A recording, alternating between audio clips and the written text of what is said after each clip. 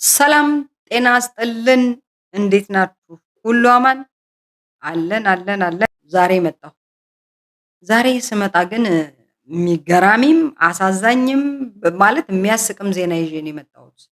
እኔና እዚህ ጋር የምትመለከቱት የሐረር ልጅ በሽብር ወንጀል ተከሰን ይሄ ወንድማችን በ5 ዓመት ጽኑ እስራት ሲቀጣ እኔ ደግሞ 21 ዓመት ተፈርዶብኛል ማለት ነው። የአንበስ ጥፋት አንበስ መጀመሪያ ስለ አንበስ የተወሰነ ነገር ልንገራችሁ። አንበስ በአለማ ዩኒቨርሲቲ በሹፍርና ለረጅም ጊዜ የቆየ ነው። በሹፍርና ኦልሬዲ 10 ዓመት ያህል ሰርቷል። 2 ልጆች አሉት። የሚኖረው ሐረር ከተማ ውስጥ ነው። አንበስ በባህሪው በጣም ዝም ያለ ከሰው ጋር የማይጣላ ዝምተኛ ሰው ነው። ወንጀሉ ደግሞ ማለት አጠፋክ ወንጀል ፈጽመሃል የተባለው ደግሞ ከእኔ ጋራ በፌስቡክ ሜሴንጀር ማውራቱ ነው። እሱ ነው ያወራልኝ። እኔ አዳመጥኩኝ። ማለት ማለት እንዴት ብዬ እንደምነግራችሁም አላውቅም። እሱ እህቴ የጻፈውን ነው የምነግራችሁ። እህቴ ዛሬ በህልሜ ፋኖ ሐረር ከተማን ሲቆጣጠር አየሁኝ እና አንቺም ካለሽበት መተሽ ደስታችንን ስንገልጽ ስንጨፍር ነበረ ብሎ ሜሴጅ ላከልኝ።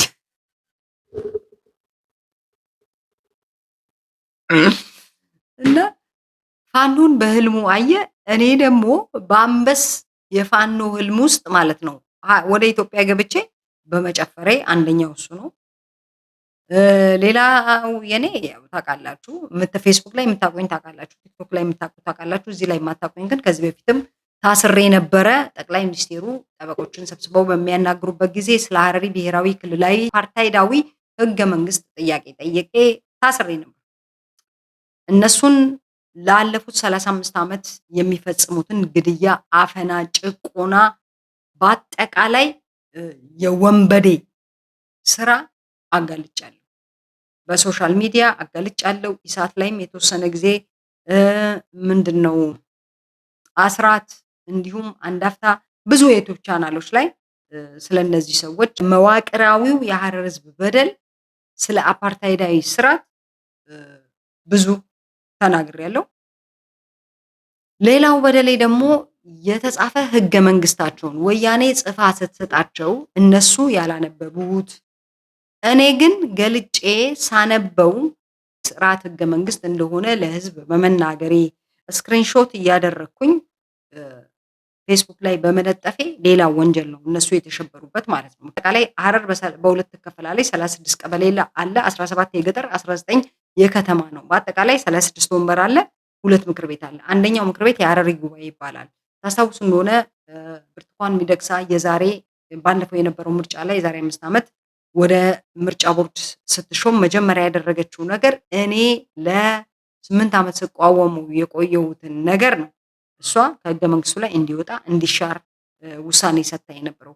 በዚህም ክልሉ አይቻልም በማለት እኛ መብታችን ነው ይሄ ነገር ሊነሳብን አይገባም በማለት ከምርጫ ቦርድ ጋር ተካሰው ነበር። እኔም በጉዳዩ እዚህ ብሩክ ባስ የተረከው በጋዜጠኛ ተመስገን ደሳለኝ ፍትህ መጽሔት ላይ የጻፍኩት ታሪክ ነበር እኔ ማለት ነው። አፓርታይዳዊ የሐረሪ ህገ መንግስት ብዬ እዚሁ ላይ ያለላችሁ መስማት ከፈለጋችሁ ማለት ነው። እና ብርቱካን ሚደቅሳ አገደችው ማለት ነው። ከዛ ተካሰሱ እስከ ፌዴራል ሰበር ድረስ ሄዱ። ከፌዴራል ሰበር በኋላ አብይ አህመድ ጣልቃ ገብቶ ይሄ መብታቸው እንዳይነካ ብሎ አጸናላቸው። ምንድነው ይሄ መብታቸው? ይኸውላችሁ እንደነገርኳችሁ የሐረሪ ጉባኤ 14 ወንበር ያለው ምክር ቤት ውስጥ የሚገቡት አንድ ብሔረሰብ ብቻ ነው። አደሬና አደሬ ብቻ። አንድ ሃይማኖት፣ አንድ ብሔረሰብ። 14ቱም ሙስሊም ናቸው፣ 14ቱም አደሬ ናቸው። እነዚህ አመራረጡ ደግሞ ሐረር ከተማ ውስጥ ከሚኖሩ እና ከሐረር ውጪ በኢትዮጵያ ከተሞች ከሚኖሩ የሐረሪ ብሔረሰብ ይመረጣል ነው የሚለው። ይኸው እዚህ ጋር እንደምታዩት ማለት ነው። እና ይሄንን አንቀጽ መቃወሜ ምክንያቱም እኛ ሐረር ከተማ ውስጥ ተወልደን አድገን መምረጥና መመረጥ ሳንችል አዲስ አበባ ተወልዶ ያደገ አደሬ በመሆኑ ብቻ ለዚህ ምክር ቤት ይመረጣል ማለት ነው። ይሄ ነው የአፓርታይድ ስርዓት የሚያስብለው። ክልሎች ሁልጊዜም ያላቸው መብት ቴሪቶሪያል ነው። ማለትም ከሐረር አይወጣም ወይ ደግሞ አማራ ክልል ከሆነ ከአማራ ክልል አይወጣም፣ ኦሮሞ ከሆነ ከኦሮሚያ ክልል አይወጣም። እንደዛ ነው። የሐረር ግን ከሐረር ይወጣል።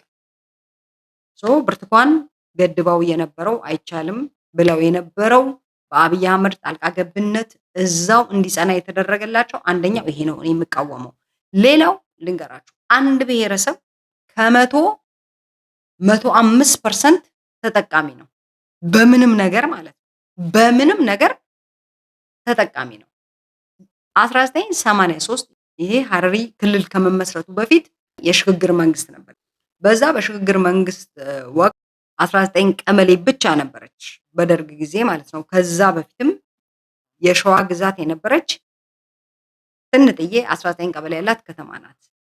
እነዚህ ከ1983 እስከ 1987 ተቋቁሞ የነበረው የህዝብ ተወካዮች ምክር ቤት አባል ሆነው የመጡ በነ ክፍሌ ወዳጆ የሚመራ ሐረርን እንደ ክልል ለማካለልና ሐረሪ የሚባል ብሔረሰብ ለመፍጠር ሐረር ከተማ ሲመላለሱ የነበሩት የህዝብ ተወካዮች ምክር ቤት ሐረር ከተማ ያው ስላነሰችባቸው 17 የገጠር ቀበሌ ከኦሮሚያ ክልል ማለትም በኦሮሚያ ክልል መካለል የነበረባቸው ከፈዲስ፣ ከኮምቦልቻ፣ ከጃርሶ፣ ከአረማያ እንዲሁም ከጉርሱምና ከባቢሌ ወረዳዎች 17 የገጠር ቀበሌ ወደ ሐረር እንዲካለሉ ተደርጓል። በአጠቃላይ ህዝቡ 100 ምናምን ሺህ ሆነ። ከዛ በኋላ ነው ሐረሪ ክልል ተብሎ የተሰየመው። ከዛ በፊት በታሪክም በምንም ሐረሪ የሚባል ብሔረሰብ እኔ ፈልጌ አጥቻለሁ፣ ላገኝ አልቻልኩም። እናንተ እንግዲህ ካገኛችሁ ኮመንት ቦክስ ላይ ያስቀምጡልኝ። 1986 ይሄ የሽግግር መንግስት ከማለቁ በፊት ቤትና ህዝብ ቆጠራ ተካሂዶ ነበር። ሪዛልቱ እዚህ ጋር እንደምትመለከቱት ነው። አንደኛ ሐረሪ ብሔረሰብ ይላል 15% ነው። አማራ 63%። 15%ቱ በሁሉም ነገር ብቸኛ ተጠቃሚ ሆኖ 63%ቱን አማራ እንዲረግጥ የተደረገበት ነው። ይህንን ነው እንግዲህ በአደባባይ ሳወራ የነበረው። ምክንያቱም 63% አማራ መምረጥና መመረጥ አይችልም። የሐረሪ ጉባኤ ከአንድ ብሔረሰብ ውጪ መምረጥና መመረጥ አይቻልም። ብርቱካን ሚደቅሳ አነሳችው ያልኳችሁ ይሄንን ነው።